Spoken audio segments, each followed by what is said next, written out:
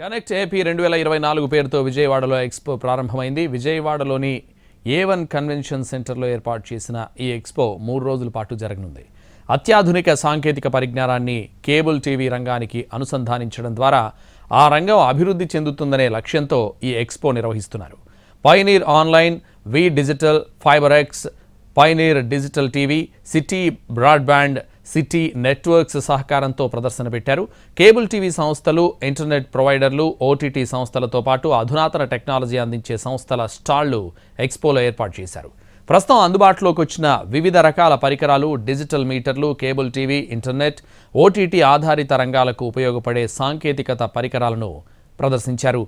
తెలుగు రాష్ట్రాల్లోని పలు ప్రాంతాల నుంచి పెద్ద ఎత్తున కేబుల్ ఆపరేటర్లు, వినియోగదారులు ఎక్స్పోను చూసేందుకు తరలివచ్చారు. అత్యాధునిక టెక్నాలజీతో తయారు చేసిన పరికరాలను ప్రత్యేక రాయితీపై విక్రయించే అవకాశం కల్పించారు. తొలి రోజున BSNL ఆధ్వర్యంలో నిపుణులు, కేబుల్ ఆపరేటర్లు, సాంకేతిక సిబ్బందికి అధునాతన టెక్నాలజీ వినియోగంపై అవగాహన కల్పించారు.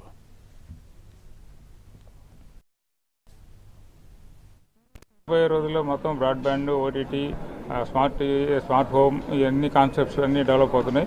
ఈ డెవలప్ అన్నీ అడాప్ట్ చేసుకోవాలంటే కంపల్సరీ మీరు ప్రతి సగటు కేబుల్ ఆపరేటర్ అనే వాళ్ళు ఇట్లాంటి ఎగ్జిబిషన్ సందర్శించి వచ్చే లేటెస్ట్ టెక్నాలజీని అడాప్ట్ చేసుకుంటూ వారి కన్జ్యూమర్స్కి ఆ టెక్నాలజీని పాస్ ఆన్ చేసినప్పుడే ఈ వ్యవస్థ ఇంకా చిరకాలం పాటు కొనసాగుతుంది.